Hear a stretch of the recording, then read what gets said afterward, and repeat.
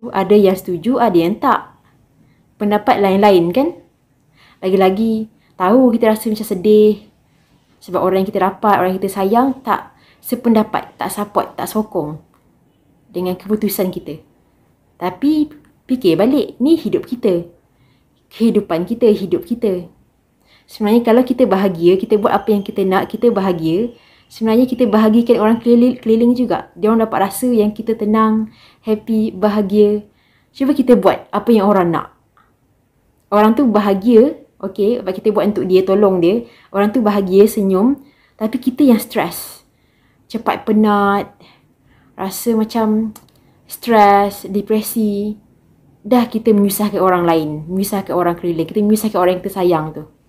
So, untuk bahagiakan orang lain juga, sebenarnya bahagiakan diri sendiri.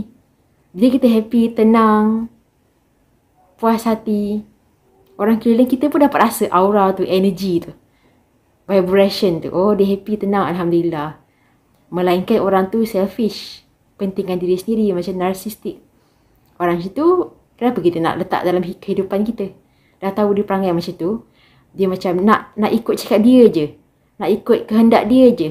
Apa yang dia suka je. Apa yang kita suka, apa yang buat kita bahagia macam mana? Nak campak macam tu? Tak boleh. So, ada boundaries. Ada boundaries.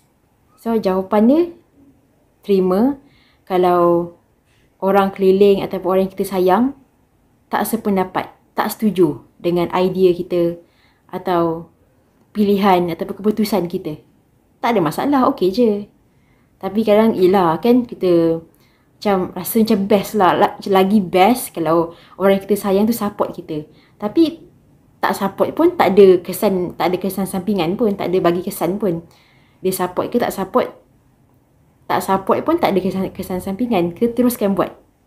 Lepas tu yang kedua, sama juga. Teruskan buat. Terus buat.